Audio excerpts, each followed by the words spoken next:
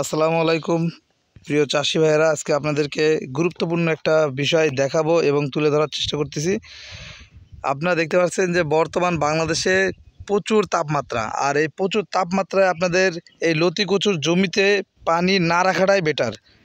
আপনারা সবসময় যাদের গাছ এরকম মানে 2.5 মাস বয়স হয়ে গেছে, 2 মাস প্লাস, তাদের গাছে এরকম লতি চলে আসছে প্রত্যেকটা গাছে, তারা কি করবেন, মানে কাদা কাদা রাখবেন, পানি রাখার দরকার নাই, কাদা কাদা রাখবেন। যদি পানি থাকে তাহলে পানি অতিরিক্ত গরম হয়ে যাবে, সার ব্যবহার করার কারণে সারটাও অ্যাডজাস্ট করবে, করে এই দুইটার সমন্বয়তে আপনার কিন্তু কচু গাছের গোড়া পচা দেখা দেবে। অতএব আপনারা যত দ্রুত সম্ভব, যদি জমিতে আপনার মেলা পরিমাণ পানি থাকে, পানি কমায় ফেলান, পানি কমানোর পরে কাদা কাদা রাখার চেষ্টা করেন। এই যে দেখতে পাচ্ছেন লতি কিন্তু প্রত্যেকটা গাছে মাশাআল্লাহ ভালো আছে, আপনারা দেখতে পাচ্ছেন।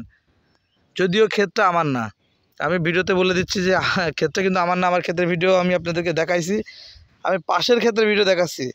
যে এই ক্ষেতটা দেখানোর উদ্দেশ্য, এই ক্ষেতে কিন্তু আপনার গোড়া পচা কিছুটা দেখা দিছিল এবং আমার ক্ষেত্রেও কিছুটা গোড়া পচা দেখা দিছিল। সেই ক্ষেত্রে আমি কি করছি, আমার ক্ষেতের গোড়াগুলা বেঁধে দিছি।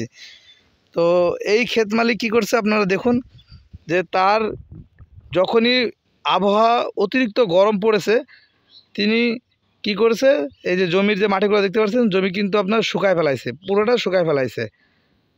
তো অতএব আপনারা সবসময় চেষ্টা করবেন, আপনার যে জমি অতিরিক্ত তাপমাত্রা থাকলে আপনার জমি যে পানিগুলো আছে এগুলো বের করে দিবেন বা টান খাওয়াই দিবেন। টান খাওয়াই দিলে আপনার গোড়া পচাটা কম হবে। এই যে দেখতে পাচ্ছেন প্রত্যেকটা গাছে কিন্তু মাশাআল্লাহ অনেক লতি হয়েছে, যদিও এই লতিগুলো একবার কাটা হয়েছে, এই কারণে এখন অল্প আছে, আবারও সামনের সপ্তাহে লতিগুলা কাটার উপযোগী হয়ে যাবে। তো বিষয়টা আপনাদেরকে ক্লিয়ার করার জন্য এই ভিডিওটা করা হচ্ছে। এই যে দেখতে পাচ্ছেন প্রত্যেকটা গাছের গোড়া লতি আছে।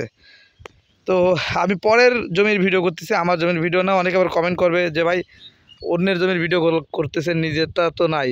তো ভাই আমার 4টে প্রজেক্ট, বুঝছেন, 4টে প্রজেক্ট, আর আমার প্রজেক্টগুলো আমি দেখাইছি। তবে এই প্রজেক্টটা দেখানোর উদ্দেশ্য যে জমিটা কত সুন্দরভাবে এই ভদ্রলোকটি দেখতে পাচ্ছেন যে তৈরি করেছে। আর আমার সুন্দর কোনো কিছু দেখলে আমার ভাল লাগে, কারণ এখানে অনেক কিছু শিকার আছে। আমি যে সব জানি এমনটা না, আমারও অনেক কিছু শিকার আছে, বড়দের কাছ থেকেও শিকার আছে, ছোটদের কাছ থেকেও শিকার আছে। এই হলো ব্যাপার, শিকার কোনো শেষ নেই। এই যে, তো সবাই ভালো থাকবেন, আল্লাহ হাফেজ।